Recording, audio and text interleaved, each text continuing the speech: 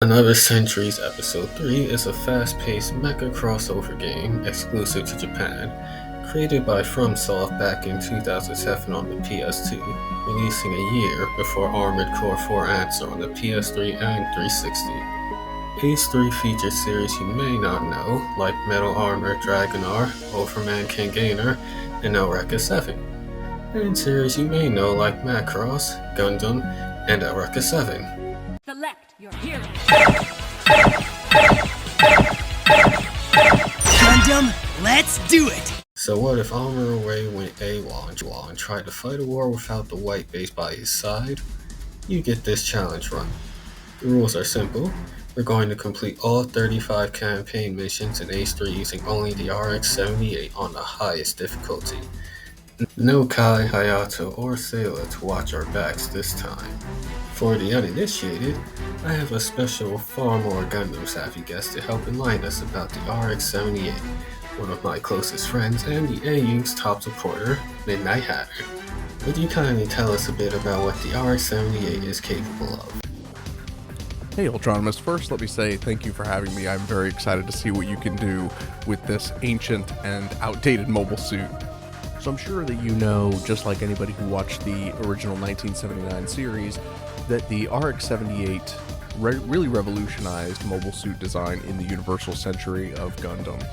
And while it did boast some very high performance specs, I think that the most advanced feature in terms of lore was actually the learning computer, which allowed rookie pilots and inexperienced pilots to quickly catch up by processing combat data from each outing and then applying that to the motions and the capabilities of the Gundam.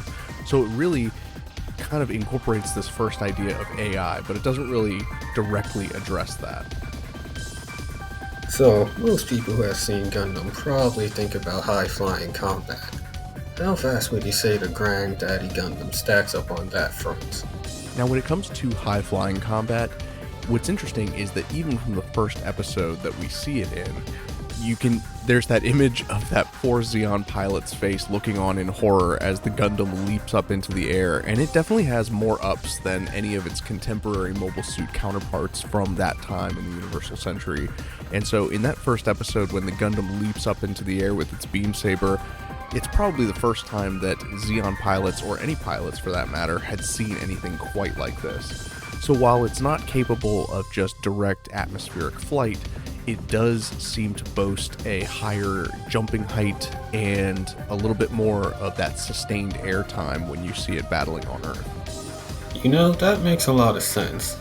I don't think I've ever seen a Gundam flying in atmosphere. In ACE3, while the Gundam can do the sustained dash, its duration is still shorter than the AU Gundams, and it's constantly sinking back down to the ground. His soul isn't held down by gravity, but the Gundam certainly is. I recall they said something about the Gundam beam rifle being like a battleship's laser. I know Zeon wasn't prepared for it at the least. Yeah, the Gundam beam rifle was actually compared to the megaparticle cannons that were common on battleships. And so between that and the beam saber, which as far as we know, that was the first sort of mobile suit scale beam weapons that anyone had ever seen. You know, this mobile suit was boasting some incredibly powerful weaponry, and I think that goes, that being the first beam rifle kind of explains why it has a limited firing capacity. It does run out of ammo fairly quickly, and so, later in the series you see Amuro kind of counting off his shots, and a lot of that is like the boastfulness of, he's shooting down each of his enemies in one shot, but there's also that aspect of I gotta keep track of my ammo because I've only got 6 to 12 shots before this thing is cashed. Okay, cool. It's good to know I'm not going crazy. This also explains a bit. The Gundam's beam rifle is insanely powerful, one of the strongest normal weapons in the game, but it also has one of the worst cooldown times of all. I figured it was just for balance, but at least there's a lore reason for the abysmal cooldown. What about the full armor Gundam? Was that something Amuro ever piloted, or was it one of those cool things they decided to do after the fact? The full armor Gundam. Well, I guess that is a question of which one you mean, right? Because there's several different variants of the full armor Gundam. There's the Thunderbolt version that came out much, much later. But no, the full armor Gundam was not something that was featured in the original anime, and I don't even think it was featured in the movies. It was definitely one of those mobile suit variations that was released in the late 80s when they started kind of pushing out all of these alternative designs that people could, craft using their model kits. But I don't recall if, Amuro was ever in a manga or in the novel, whether he ever got that version of the Gundam. I think we only ever saw him use the G3 Gundam. Gotcha. The Full Armor Gundam is another unit in the game that is piloted by Amuro, but since we don't have an official time he's used the suit, we're just going to leave that unused and stick to the RX-78. Dare I ask about the Perfect Gundam? Oh gosh, there's another controversial topic. Again, I think it depends which version of the Perfect Gundam you mean, because obviously, Thunderbolt had kind of thrown in all of these wrenches in the works, and so there is a Thunderbolt version of the Perfect Gundam, which is kind of like a Gundam Zaku hybrid kind of thing. It's like if Zeon had gotten their hands on the Gundam and then put some pipes on it and stuff.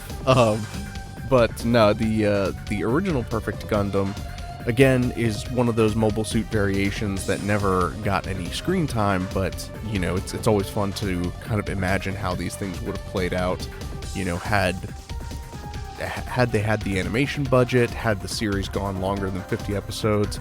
I kind of compare it to the levels of Super Saiyan that you get in Dragon Ball Z.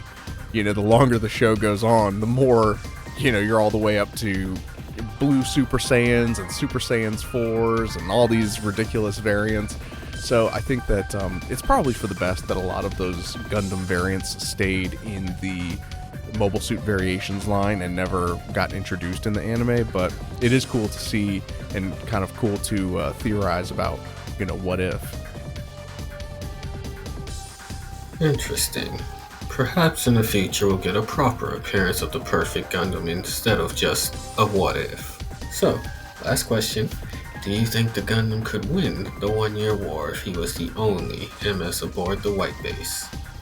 Ooh, this is a good last question, honestly, and I think that for me the obvious answer is no, but to kind of elaborate on why I say that, in the second episode of the original series, Amuro mentions that they had enough spare parts on board White Base to build 3 more Gundams, and he torches them with the Super Napalm because they don't want those parts to fall into the hands of Zeon.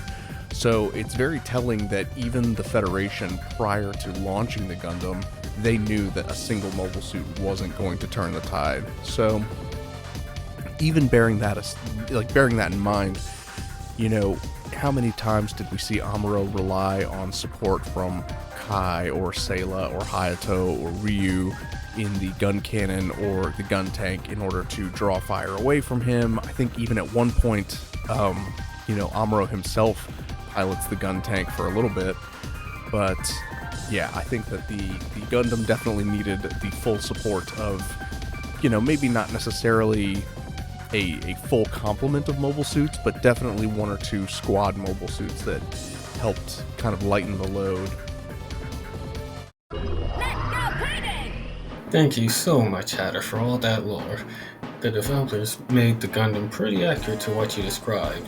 It comes with the Gundam beam rifle, which is extremely powerful, but has a long cool-up and terrible reload time. The Hyper Bazooka, which is a fairly standard crowd-clearing tool. The Vulcans, which are very weak, but have their own important roles to play. For melee, we had the Beam Saber, which, like Dynasty Warriors Gundam, can combo into using dual Hyper Bazookas, which can save on some ammo. The Gundam Javelin! which is quick, can interrupt enemies, and does decent damage. It can be used mid-melee combo, but the only time you'll use that is by accident. The Heavy Shield will reduce incoming damage so long as we keep it raised.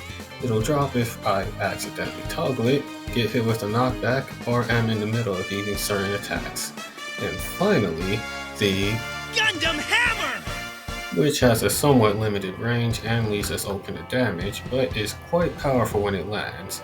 Like the Gundam Javelin, it can stun and interrupt enemies. The Gundam can't fly for very long and it can't stay afloat, but it makes up for it with unreasonably high damage. We'll need to manage our ammo and boost meter properly if we have any hopes of surviving. Oh, and don't mind us talking over Mission 1. It's literally a tutorial stage, and even on the highest difficulty, the chances of failure here are non-existent. Mission 2 is the first mission with a proper objective, new enemy types, and our first allied flagship that must be kept alive. If an enemy is pulsating on the minimap, that usually means we have to destroy that entire squad to progress. After we defeat the first Entrati squad by the Nadesco B and the second on the northern part of the map, it triggers Phase 2. Here aliens begin to swarm the Nadesco B. We finish off the last Entrati squad from the initial wave before moving on to the final two, defeating them to complete Mission 2. I do all this while trying to switch my weapons as much as possible to conserve ammo. I don't need to since it's just Mission 2, but it is good practice for later. Mission 3 introduces the base capturing objective. The only way to capture the base is to take out all the enemies surrounding it. They also include new magenta units, which are tougher ACE units. They have higher health, higher damage, and most love to dodge. These will be a major consistent threat going forward. After dealing with the first set of bases, new ACE units spawn and make a beeline for my allies. Fortunately, I don't actually need to defeat them for the next phase of the stage to trigger, so I ignore them and continue to the remaining bases, using the brief knockback and stun from the Gundam Hammer and Beam Javelin for easy damage. As I go through the bases, more ACE units spawn, but they're irrelevant, despawning the moment I claim the last base for myself. Phase 2 is my first boss fight against the original unit, Blood Arc. I horribly botch a dodge and the Gundam's inability to stay afloat immediately becomes an issue. Blood Arc is a very fast unit that can even become a variable, making him harder to pursue. I freak out and learn the hard way trying to hit with most of my weapons while they're moving won't work. Forgetting to have my shield raised also doesn't help. But I get lucky and manage a few good hits with the Gundam Hammer and Beam Javelin. One shot with the beam rifle while he moves in for the melee, and the final one when he's charging his laser.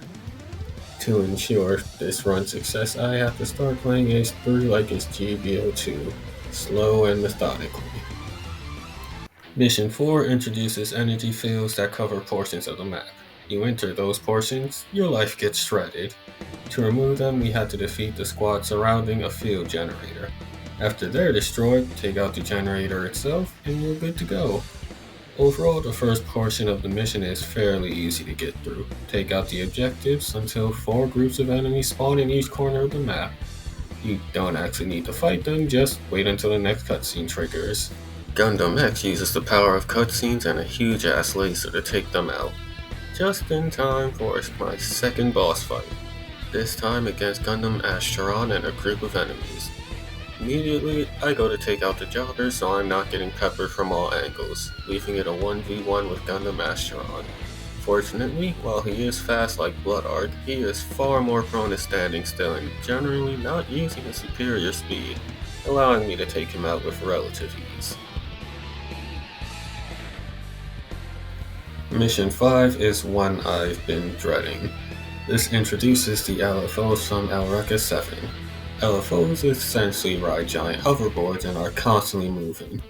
They love to dodge and using their speed to make your life miserable. It's a good thing I'm playing a unit that has no problem staying afloat. Anyway, we have 6 bases to take out and 4 carriers, most of which will have LFOs to defend them. Many of my attacks outright miss them and leave me getting peppered by the rest of the squad. Surprisingly, the Gundam Javelin and Gundam Hammer are the most effective tools here. I try to focus on just the primary targets, but I accidentally aggro LFO squads more than once. Once I get to the last 2 carriers, another 2 spawn on the southwest part of the map. I take a big hit trying to take down one of the ACE units when I try to interrupt his powerful attack. Danger! This happens twice, and I fall not long after.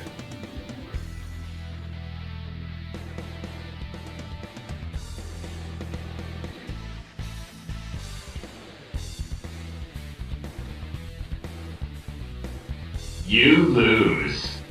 With that, I hit my first death. Try 2, I go in while remembering my Vulcans can actually intercept missiles, so I use those more frequently, hoping this will reduce some of the incoming damage. I also elect to leave the Gecko Go to defend itself for a while. The game will warn me when it hits 50% AP, so for now I can leave it be. This time I also elect to use far fewer melee attacks. As much as I like the free double Hyper Bazooka, there's too many enemies hitting me while using it, only for me to miss anyway. Things go mostly smoothly the second try, and I even get the 2 southeast carriers to spawn in. Sadly, my plan to let the Gecko Go defend itself goes horribly awry. There are too many enemies to deal with now, and I take a ton of damage, leading to my next death. The Gundam simply can't withstand all the incoming damage, and this is only stage 5. There's still 30 left after this. You lose. It was at this time I realized I didn't upgrade the Gundam at all. I had planned on speedrunning the Perfect Gundam, which shares an upgrade tree with the Gundam, but I had never gotten around to actually using them. This whole time I've been using the baseline starter Gundam like a fool. So after getting some magnetic coating, I returned, improving armor, dash speed, how fast my vernier gauge decreases, and turn speed. This will alleviate some mobility issues and give me more survivability, but we still have to conserve ammo and worry about constantly falling out the sky. The last upgrade says it's for offensive power, but I've never actually noticed a difference in damage, and it doesn't seem to apply to any of the stats listed. So I wonder if it doesn't actually affect the RX-78 specifically and is just there for the sake of consistency when upgrading it. But between how the rest of the run goes, as well as how my Freedom and Justice Gundam run, which had limited release aka infinite ammo allowed, it still had numerous unrecorded deaths and close calls, while having 2 units at my disposal. I think it's safe to say even if it did boost my damage, the Gundam still had/has a horrific uphill battle ahead of it, albeit now one that isn't quite functionally impossible. But if you want to see me really suffer, just leave a comment below, and I will try to attempt the run anyway without upgrading. But moving on from boring stats and upgrade justifications, I'm not getting as shredded by the enemies now. But my life is still dropping at a concerning rate, and I still have difficulty hitting the LFOs. At the least, I'm able to make it to Phase 2 with about 3,500 AP left over. It's not much, but it's something. Now I get to face down Gundam Versigo. He's a lot like his brother in the Gundam Asteron. He has a powerful beam attack, moves fast, and dodges. But not so much I can't handle him and get the win. Mission 6, we had to escort a train from one end of the map to the other, picking a path to take along the way. I tried to avoid combat as much as possible to save on health for both of us, as well as ammunition. So I choose the right path to avoid the ACE unit, but along the way, LFOs continually harass the train. Still, we press on and keep left to avoid more ACE units. But I immediately regret this as yet another ACE unit and a base spawn on the left path. Fortunately, the train keeps moving, so we can keep ignoring the enemies that aren't actively pursuing us. Once more, we stick to the left path, but this time so we don't have to deal with the energy field. Once the train leaves, we have to beat Rushrod, who is quite frankly a joke. He stands still and makes himself an easy target to take down. As a fun aside, during a casual run after recording this, I discovered I can actually just stick to the right path for a much shorter and safer journey overall. Live and learn, I suppose. Mission 7 is yet another escort mission, except this time we have to clear a path for our allied ship to make it to the opposite side of the map. I leave the 2 allied squads to deal with the swarm of aces behind us while I speedrun everything else. It's basically Mission 6 but easier. The final group led by the Aragor appears, but the Aragor is basically just a souped up version of that same grunt unit, which is super easy. On to Mission 8 with minimal sweats. Now we get our first space mission. It can be disorienting to navigate, but luckily, we don't have to worry about staying afloat here. We start out dealing with some grunts before we have to hunt down enemy ships. Once we complete a few waves of that, we'll then have to face the Falgrin Mafu. He's a fast unit who loves doing melee, frequently interrupting me as I try to deal with his jobbers.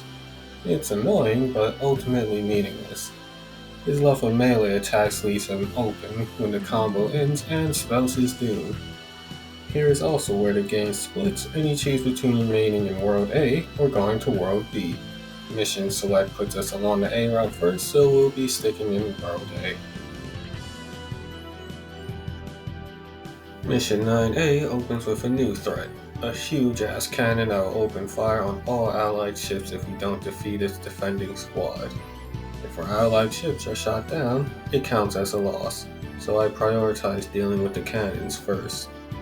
Once it's taken care of, I move on to the nearest group before I swing south to save an ally squad from an ACE unit. After that, I support the Nadisco B. The enemies are turning out to be way more evasive than before, and the Gyaradokas are surprisingly sturdy. I make a costly mistake and attack a group of Zentradi near the center of the map, getting my life shredded by them mid-Gundam hammer. I prepare to deal with the next targets when a second huge-ass cannon spawns, forcing me to immediately disengage and deal with that.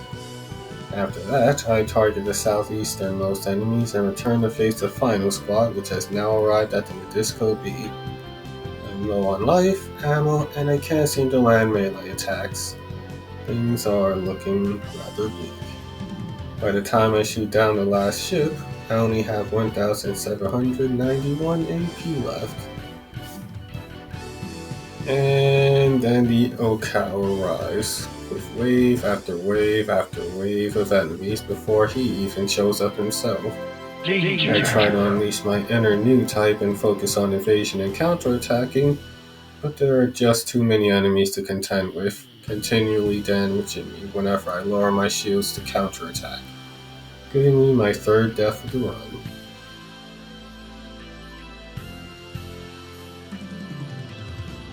You lose. My next attempt, I'm considerably more cautious of the Gyaradokas and Zentradi squads. I still get hit, but I'm not getting nearly as shredded. I also elect to lead the southeast group alone this time, heading west instead to prevent an unholy swarm from surrounding the Nadisco B. And in a happy accident, I didn't even need to deal with the southeast group. They despawn and I move on to the next phase. This time, with more health and a greater sense of caution. By the time the Okao arrives, I have 1,896 AP left, and I immediately fly to him. I simply don't have enough life nor ammo to waste on his jobbers. I run out of beam rifle ammo and it's starting to look like another death. He catches me with a melee attack that actually ends up saving the day. He knocks me far enough away I have time to dodge his powerful flame attack and counter with a beam javelin, winning with just 1,681 AP left in the tank.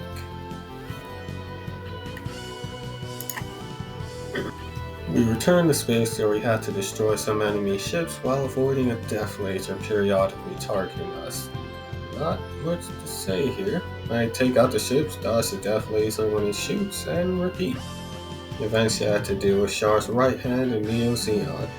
Gyune Gus and his J Doga.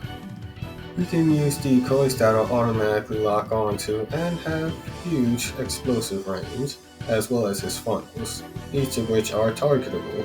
But good news, we can destroy things that are targetable. The Vulcans make short work of them, and unlike most threats in the game, when a funnel is destroyed, it doesn't respawn. Without those, I deal with him like any other ACE unit, finishing him off with a Gundam hammer.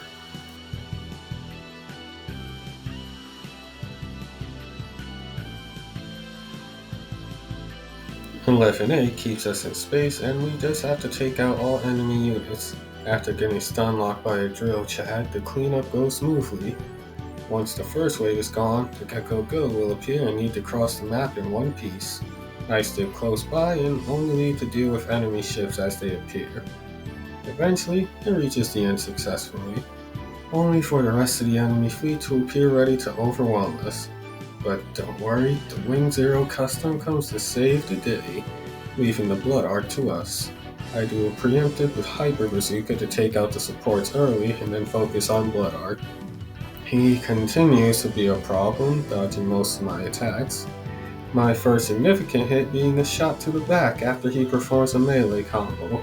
Fortunately, the beam javelin lands twice. The second time I'm able to land a shot with my beam rifle during his stun animation, ending the mission.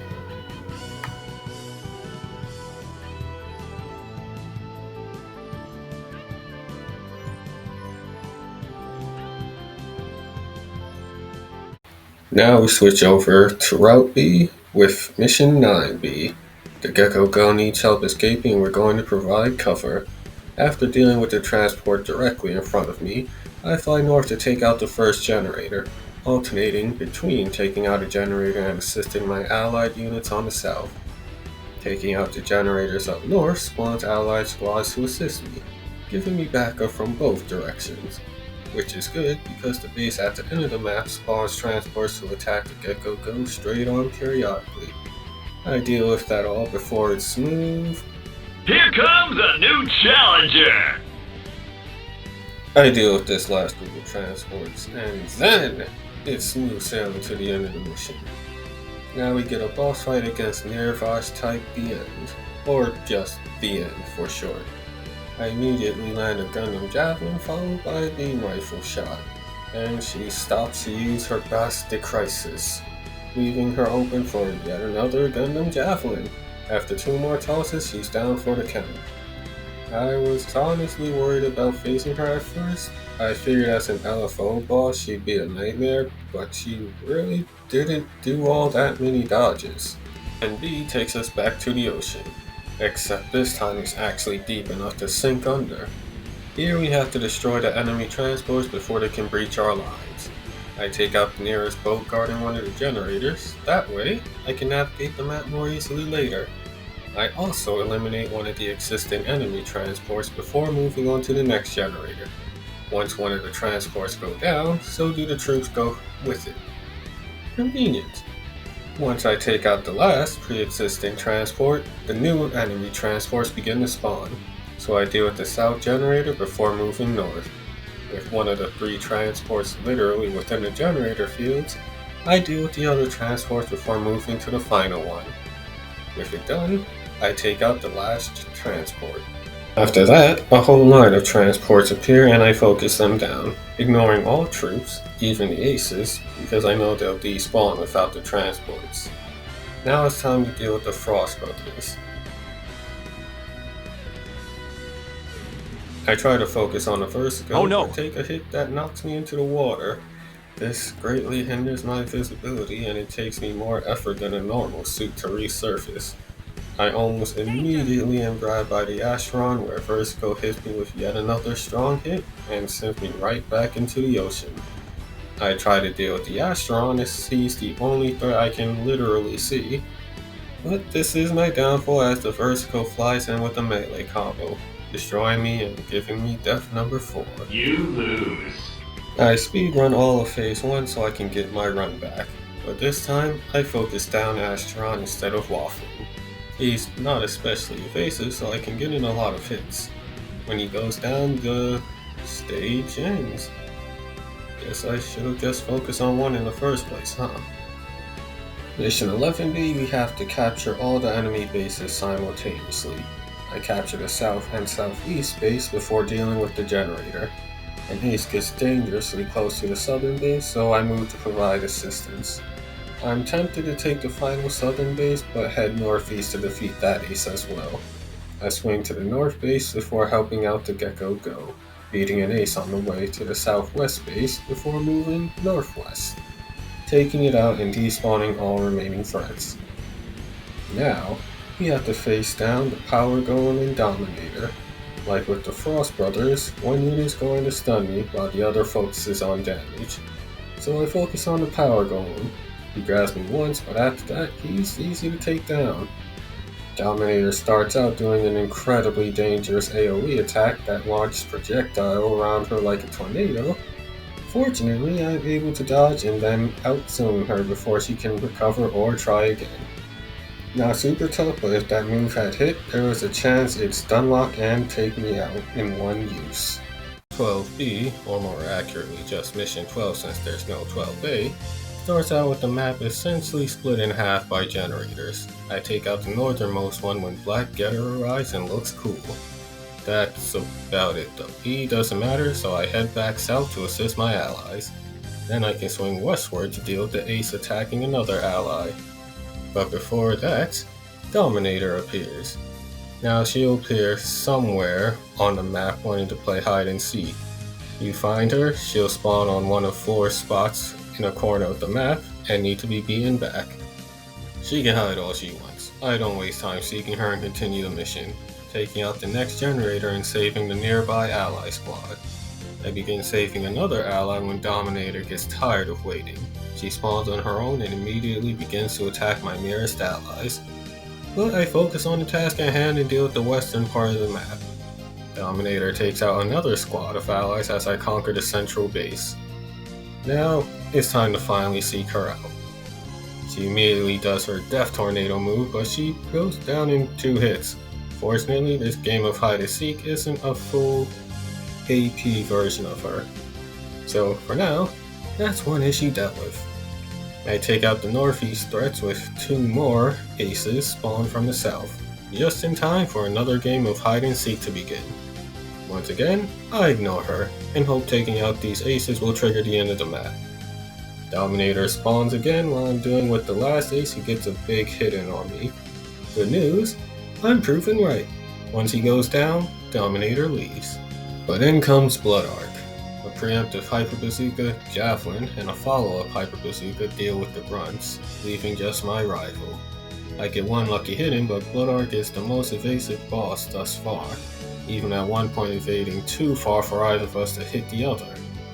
I get a lucky hit when he's in variable mode and a Javelin beam rifle combo after he whiffs a melee.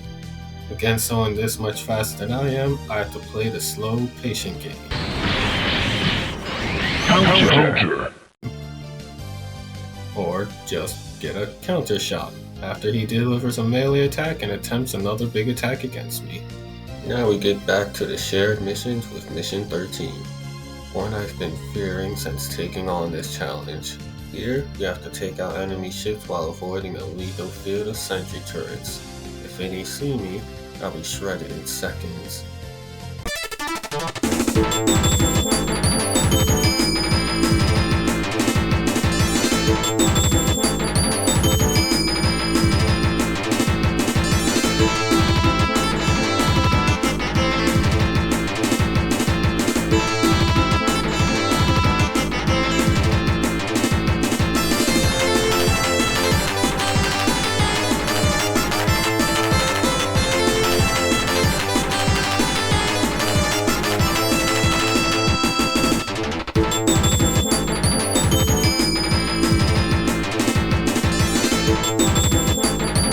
Yeah, through sheer dumb luck, I actually never run into the sentry turrets and take out all the ships with no real struggle.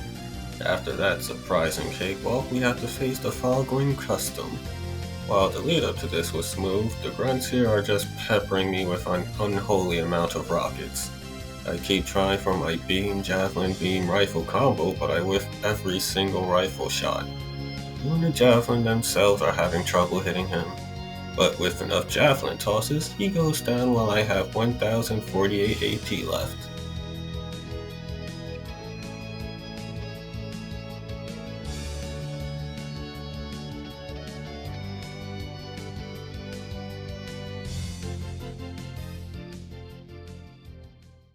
Mission 14, we have to conquer all the bases while occasionally a long-range missile will fly in from off-screen. If we don't take it down, it'll instantly take out a group of allies. Needless to say, we don't want that. I had to take out the south base first. No special reason, I just felt like it. Once they're done, I make my way back to my allies. Just then, my first missile spawns from the north. I deal with it and stick around to handle the northern base. I begin to try and conquer the northeast base when another missile spawns to the west, so I once more break off to take it out. Not long after, another spawns from the south. I instinctively move to handle it, but remember there's absolutely no way I can get it. So I focus on taking the northwest base instead.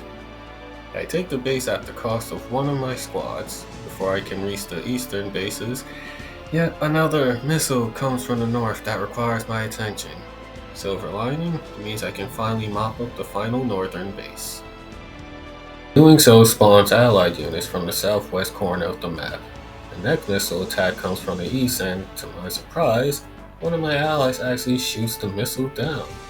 I never knew they could do this, but it gives me breathing room to take out the eastern bases. I almost take out the last eastern base when yet another missile spawns from the northwest, and I lose a second squad of allies at the same time. I reach the missile, miss my javelin toss. Oh man, I almost had a heart attack there. My allies come in clutch and shoot it down instead. Finally, I take out the eastern base and two transports spawn from the northwest. Another frigging missile spawns and I take it out as yet another ally falls. The X9 Ghost appears to the south now, giving me yet another issue to deal with. But I'm already at the northwest, so I elect to deal with that first. Or I would have if another missile didn't spawn from the west, followed by yet another from the north. The X9 Ghost takes out more of my allies, so I shift priorities to dealing with that instead of the transports. It's fittingly agile being a fighter, and is surprisingly damaging. One final javelin takes out the X9 Ghost, but during the fight another bloody missile spawned from the south. My allies remain clutch and shoot down that missile, but the moment doesn't last as, you guessed it, another missile flies in from the east. At long last, I get enough time to deal with one hostile group before moving on to the last two. 7 hells, how many missiles do they have? At this point, I'm too low on life and in the midst of combat. Whatever happens, happens. Fortunately, this was the right call as defeating this enemy ends the mission and the final frigging missile that spawns. Mission 15, we have to deal with Macross, which has been taken over by an evil waifu. So, just a waifu. Also, Neo Zeon, I guess. All I have to do is deal with the A squads while avoiding attacks from the Macross itself. There is absolutely no way to save all allies, but I'm compelled to save the one closest to me before making my way through the squads. Once I do, I decide to hide, because the Macross is still fully capable of hitting me while I wait for the next phase. Fun fact, the water beneath the Macross is actually deep water, and it can still shoot into it. Anyway, the Macross becomes targetable, and the thing can't move, so I just shoot it. Naturally, the Blood Arc is part of the group behind this. As always, I do 2 preemptive Hyper Bazookas to deal with the grunts, then focus on Blood Arc. It goes smoother than the last battles, and I even win with another counter shot after getting melee comboed. Destroy the enemy units to proceed. This time though, we're working alongside the Frost Brothers mercenary. But the catch is, if they get damaged too much, they will turn on us and become enemies. With that in mind, I focus on dealing with the objective targets closest to the allies rather than what's most convenient. Lucky for me, the enemies within the energy field will eventually leave without prompting, so I spend the mission playing largely defensively. The boss this time is a frog mech, I guess? Apparently he's called the Blackmail. Thankfully it's not that terrible Cowboy Bebop line. Whatever it was, he goes down easily. Once more, we return to Branching Pass, with 17A taking us back to World A. We have to conquer all the bases here, and I give myself a personal sub-challenge. The opening cutscene shows allies racing to our bases, and I want to keep them alive for once. With that in mind, I save the eastern and northern allies first, followed by the west and south. Now, I start to take out the bases properly. With 2 taken out in the south, I feel confident enough to move to the northwest without losing any allies. Without the enemy bases present, 2 allies are spawned from the northwest and move to intercept an ACE squad. They are immediately stopped by some jobbers. It was worth a shot at least. I deal with the final bases before moving to deal with the new ACE transports myself. In the last minute, 2 of my allies fall, but I don't get their death cutscene, so I count it as a win. Moving on, Ocal has come for his run back. I deal with his support before going after the man himself. I begin to unload on him when he's mid-transformation, but that ends up getting a chunk of my life taken out in reprisal. Time to make the monster grow! He goes hyper and becomes even bigger than before, but a big target means I can easily pepper him with beam rifle shots. What few rounds I have, anyway. Dodging is easy when I had my beam rifle, but I take a big hit trying to use my javelin. Thankfully, he stays still long enough for the second to land and secure the win. 18A is super simple. Take out the enemy ships before they breach our lines, kill some ads, and then take on the Aragorn custom. The start of the boss fight goes okay enough. I get put into the yellow, which is concerning, but the Aragorn custom isn't a problem. Until they do this move. Once you start going purple, they'll keep trying to ram you. It's simple enough to dodge with good timing, but melee attacks, or if I had allies a combination attack, won't work while it's active. The aura also has deflection properties, making numerous attacks outright miss. It also grants her reduced damage, so what attacks do manage to land will just be scratches. I could just dodge and wait, but I'm a bit hyper-aggressive needlessly. Eventually she exits the mode and a final Gundam Javelin ends this stage. 19A has the same objective as the last mission, except this time it's on the snow map and we have our own line of troops to stall the enemy advance. My good nature gets the better of me and I start saving allies on the eastern half of the defensive line before moving to the oncoming enemies. After the first 2 bases are dealt with, a new wave of enemies spawn from the north. I start to take them out, but 7 hells, these Gigazamoon are far sturdier than anything I've encountered up to this point. They don't get affected by stun and power through my attacks, reducing me to nearly half AP before I even get to the 3rd set of bases. More aces spawn and I try to fend them off.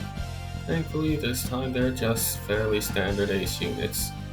But the 4th base has 2 of those Gigazamoon and I'm just decimated. そこか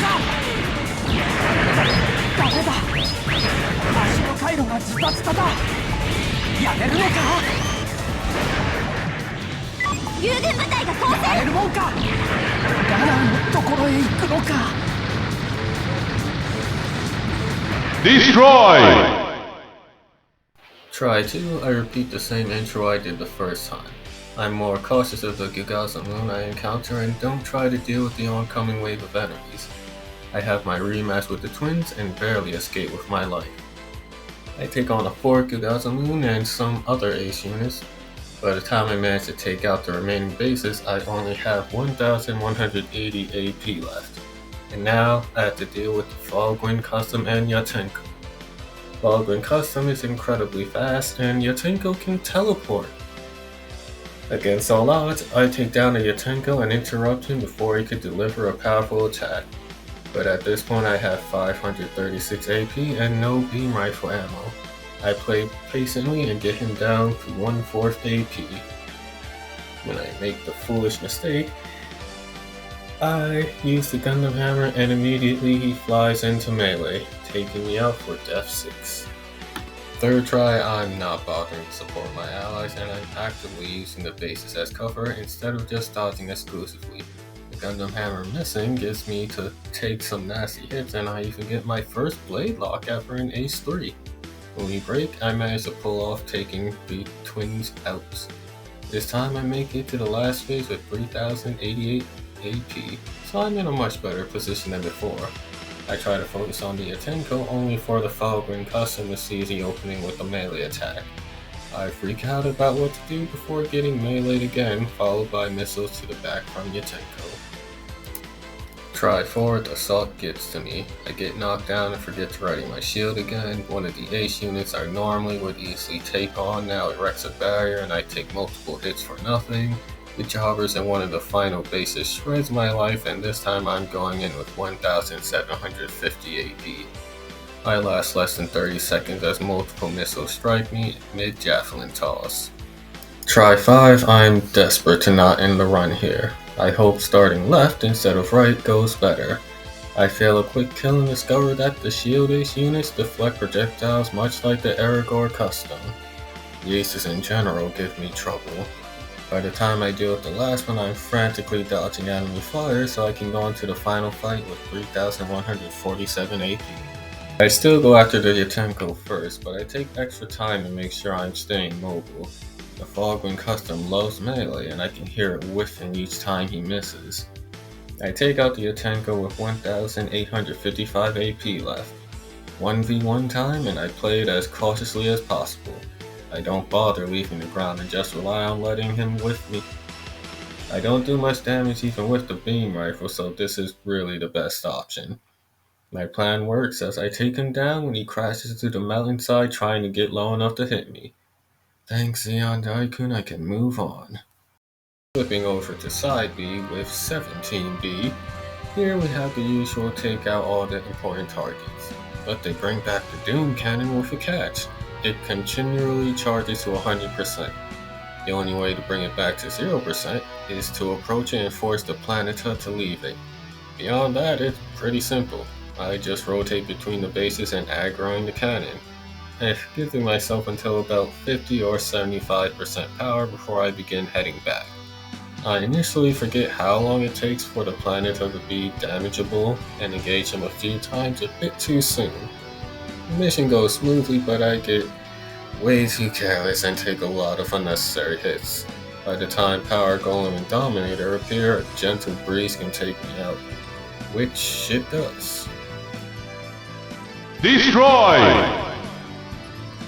Next attempt, I decide to go after the nearest field first, and then immediately fly into that energy field, burning precious life pointlessly. But I make up for it with a cool stop shot with my beam rifle that hits the enemy right behind the one I was actually targeting. I continue to rush normally, but with less damage this time, beating Planeta with minimal trouble. Despite taking some damage, the Power Golem Dominator combo isn't much different than before. I take out Power Golem first, then finish off Dominator when she tries to come in for the kill.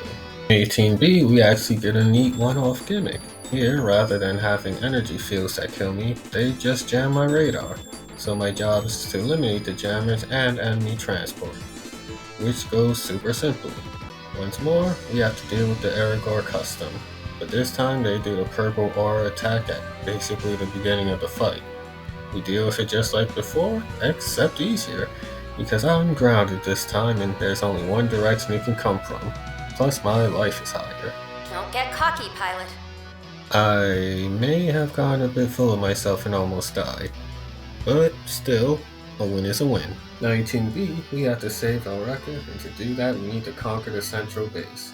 But we also have to deal with the Frost Brothers once more. Kind of. They're technically optional. Once we conquer one base, one of the brothers will come and reclaim it. We will for a second base and the other will go there. So theoretically, we could take the central base while they're both away. But with how slow we are with dealing with groups, that isn't an option. We have to do this the patient way. After conquering the northeastern base, we wait. The Versico is the first to meet us. After dealing with him, we wait for the Astron and do the same. With both brothers down, I can go to conquer the central base. I take a lot of damage, but I have 4062 AP left by the end of it. We're on track for victory. Don't let up. Now, we have to take on Charles and Ray Beam, a loving pair of Alafolk pilots. Charles is blue, while Ray is red, and both are demons. They're fast, evasive, coordinated, and hella aggressive. Thus far, it usually be one boss attacks while the other tries to grab us. Here, they actually act in proper unison, making your life hell. While one is zipping in to attack, the other is underwater attacking me where I can't see them. Like the GPO one trying to fight in space, I'm quickly decimated by the couple. The run back is basically the same up until we get to Charles and Ray again. I immediately retreat back to the island and, like a good 1-year war veteran, I use the environment to my advantage. Like with the Falgrim custom, the geometry is hampering their mobility, allowing me to get in free hits whether or not I dodge successfully. But even with this, I'm still getting bodied by them. Fortune shines on me though, and I take out Charles. Thank Allah, these two don't have a lot of AP. Without Charles, Ray can still deal some damage, but she's no match for several Gundam javelins to the face. Defend the target locations and prevent them from being captured. All we have to do is keep it up for 8 minutes straight. Needless to say, that's a breeze. At the end, we have to take on the surprise pair of Dominator and the End. I already know my chances of hitting the End are sketchy, so I focus on Dominator first for once. She goes down hella easily. The End fares slightly better, mostly because she actually decided to dodge this time, but it doesn't save her. Mission 21, we have to take on the Shin Dragon, and he has some unique features. First off, he has a meter on the side of the screen that starts at 100%. To decrease it, we need to take out the enemies. Take enough out, and he'll become unable to attack, giving us an opportunity to do so. I take out each of the present squads, then move in, and, well...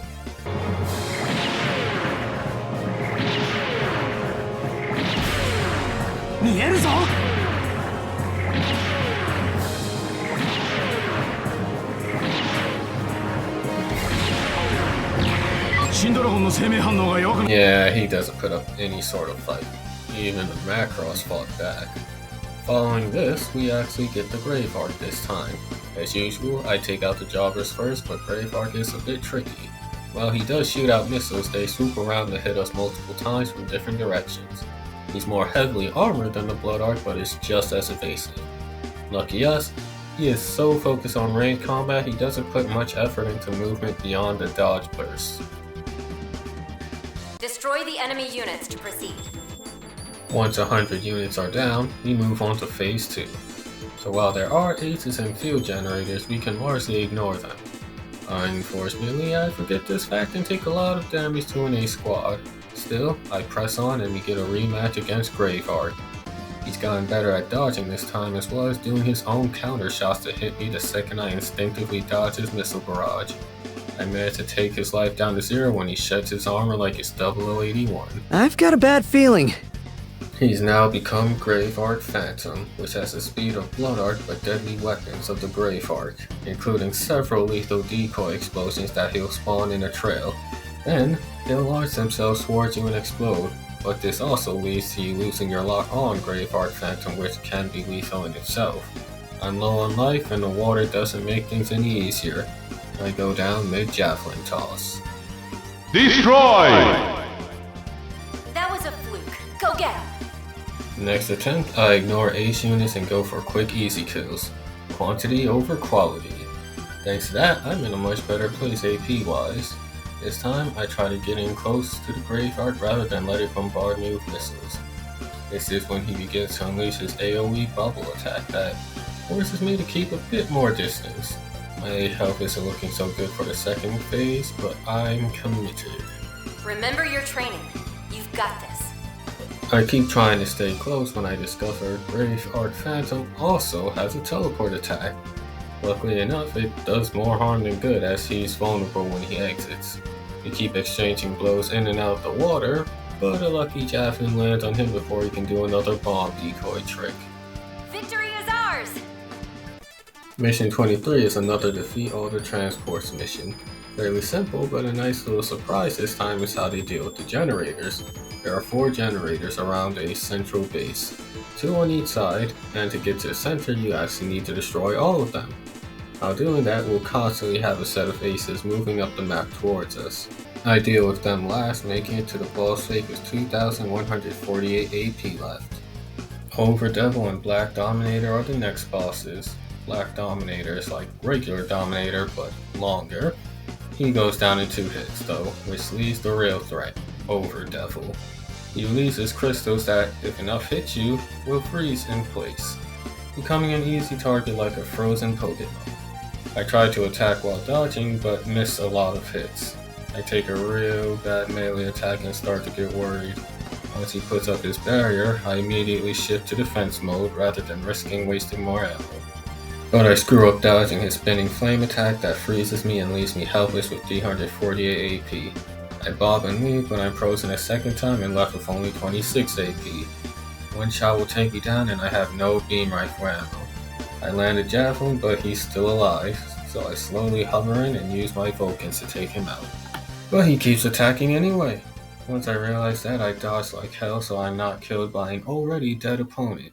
With that, I beat over Devil and King Gainer secures the cutscene victory. Probably for the best. I don't think even a cutscene can save 26 AP.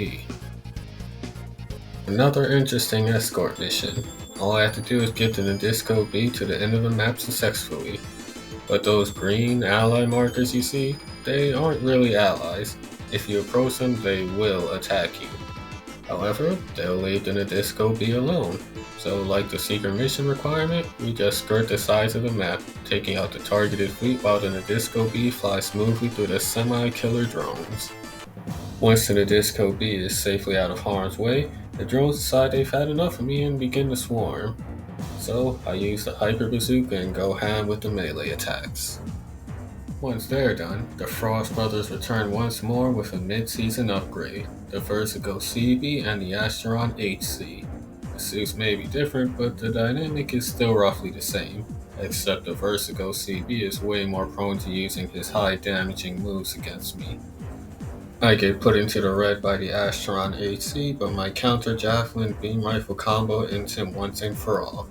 One combo later, the Vertigo CB goes to join his brother in the big colony in the sky. Mission 25 is a destroy all targets mission marathon that requires a good amount of strategy. First, I head as far north as I can, taking out one shield generator along the way. My goal is to get to the northernmost targets. Two of them are massive cannons that will deal devastating damage to my northern allies.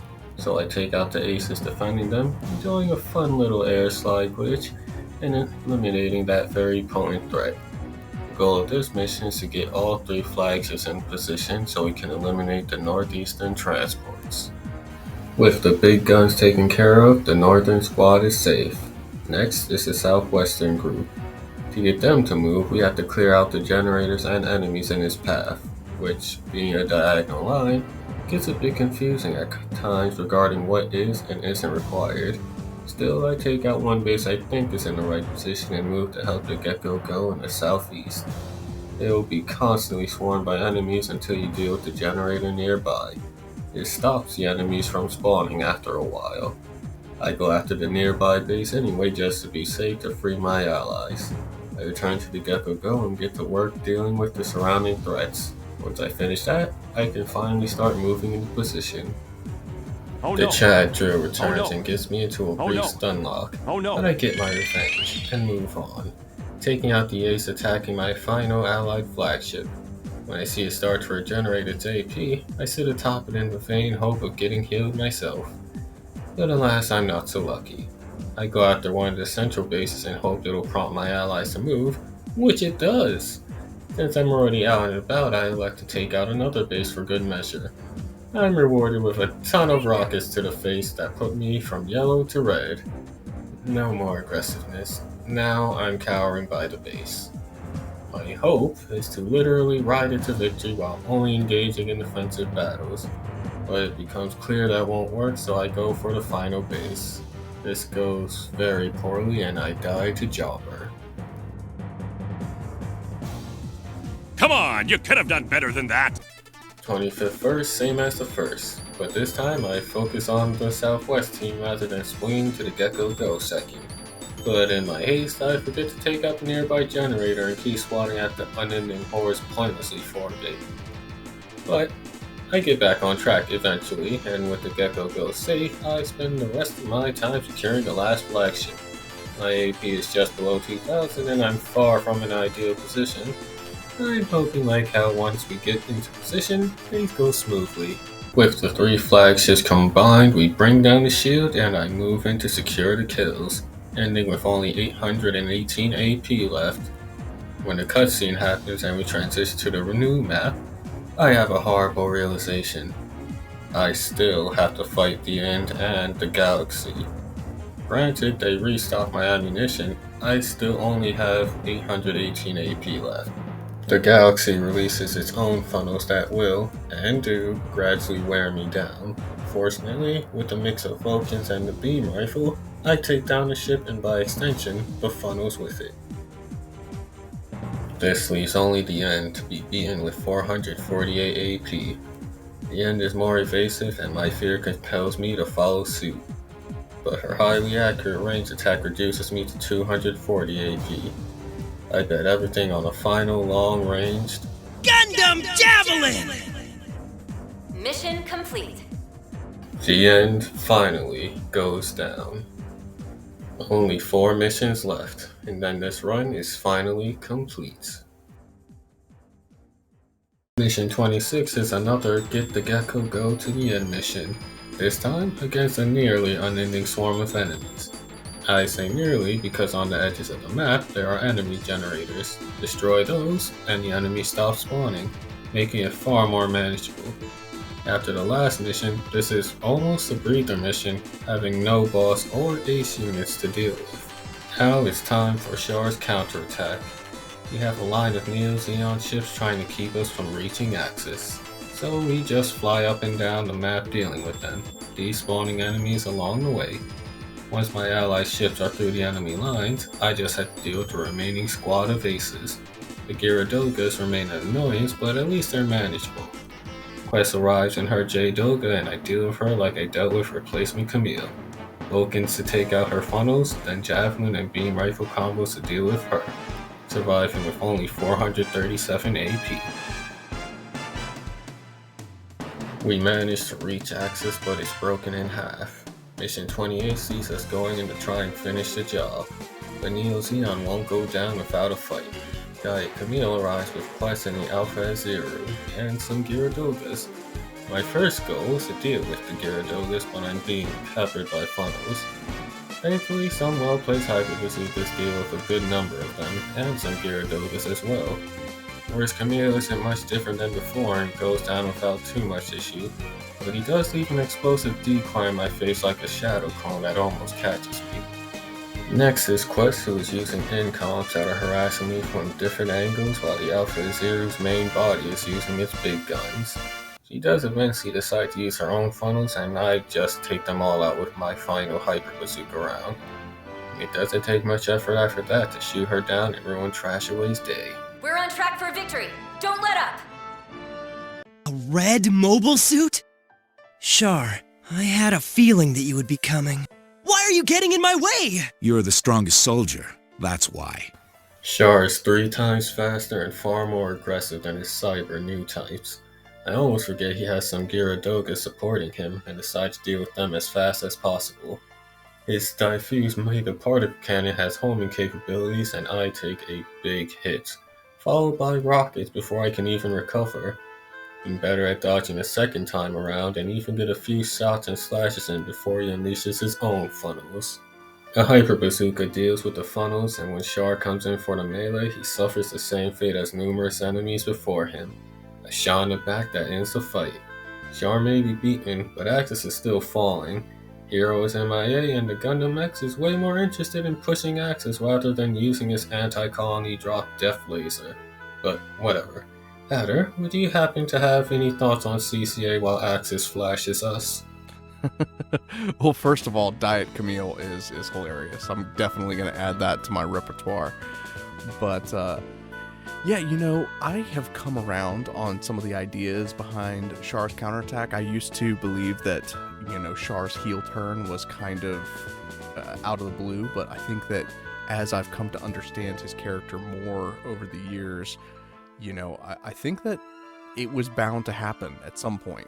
And so it's cool that we do get the closure of a final showdown between Amuro and Char. It probably should have just ended there, like, you know, no more Gundam for the rest of eternity. But, you know, here we are with Hero and the Gundam X gracing our presence at the same time.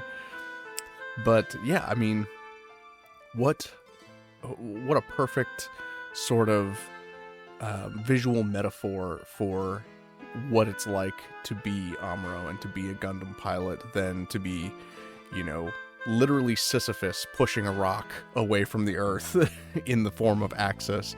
And, you're just kind of always going to be pushing the rock up that hill against the sort of sins of human nature. But, let's not get too deep in this particular discussion. I do appreciate it, though. And of course, yeah, thank you so much for having me on this video with you. This has been an awesome pleasure. Final battle. Give it everything you've got, pilot. Heaven or hell! Let's rock! The Shin Getter Dragon in its final form is the last opponent. We start out face to face with the behemoth and he just flies on through us before I can land a hit, dealing about 3,000 points of damage. But now comes the least fun part of this boss fight, trying to catch up to the Shin Getter Dragon in the first place. I'm nowhere near fast enough and honestly don't think any unit is. The one bright side is here, I don't have to worry about losing altitude. My best option though is to just keep pressing on and trying to dodge his moves with unreasonably large hitboxes. The side throw doesn't do much damage, but it will add up over time. When he finally stops, I land 2 beam rifle shots on the dragon head, leaving just the main body to fight. Though the tail will keep attacking us, well, if we get within range, which I am. But like the Macross in Galaxy, he is now a non-moving target, so you know what that means. Spam as many beam rifle shots as I can while dodging. KO. All combat is over. Sorry, Lala. I still do have a place to go home to. Now that you've tasted victory, I'm sure you'll be back. With that, I've shown the Granddaddy Gundam can be at Another Century's Episode 3 on ACE difficulty alone and without limiter release. I'll be releasing the full-length version of all the stages in this run in the near future, so stay tuned. Thank you so much for watching. Thanks again to Midnight Hatter for being part of it. I super appreciate it and hope we can do this again. Do check out his channel in the links below. He does a lot of cool Gundam stuff, game development, experiments, and weekly streams with Gundam Explained on Wednesdays and Thursdays. This was my first full-on proper challenge run and the most heavily edited one. I can see why people pay others to do it for them. It's a lot to do. If I had a better computer, it'd probably be easier, but I think I did good all things considered. I was surprised by which missions were or weren't a problem. Like, I really expected the LFOs to be more of an issue, while those Gilgasamun were unexpected nightmares. It was really fun to do this run, and I totally have more ideas on other challenge runs I could do. Maybe even an Iron Man. I don't know, we'll see how this does and what y'all think. If you like this, why not subscribe? Or perhaps check out my Patreon, which has exclusive videos for the paid and free tiers. Speaking of, super special shout out and thanks to my patrons. Y'all rock so much. Until next time, thanks again for watching. Bye bye. You better go fight some more.